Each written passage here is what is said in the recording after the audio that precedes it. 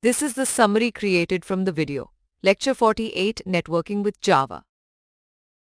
The video introduces the concepts of network programming in Java and the fundamentals of networking, including communication between computers and Java's networking capabilities. It explains how IP addresses, port numbers (ULs), and MAC addresses uniquely identify network applications and resources, while also covering different network types like LANs, MANs, and WANs.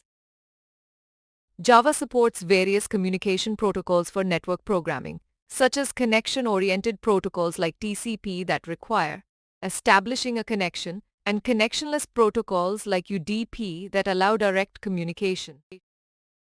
The choice of protocol depends on the requirements, with TCP being reliable but slower, and UDP being faster but less reliable.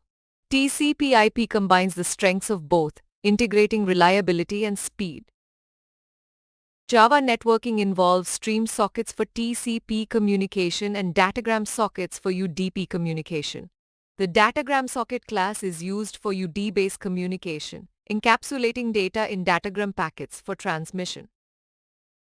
For TCP communication, Java provides the server socket and socket classes, where the server socket manages the server and socket represents the client machine, facilitating client-server dialogue.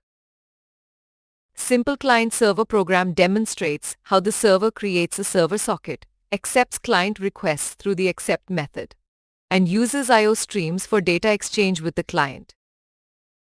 Remote client-server communication requires specifying IP addresses, while concurrent servers use threads to handle multiple clients concurrently, enabling simulations on the same or remote machines.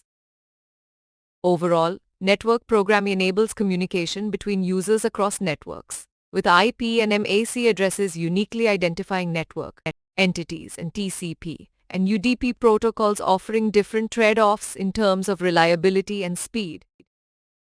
Java's networking capabilities, including sockets, I/O streams, and protocols, facilitate data exchange over networks, with servers capable of handling multiple concurrent client connections. Please stay tuned for more summary videos.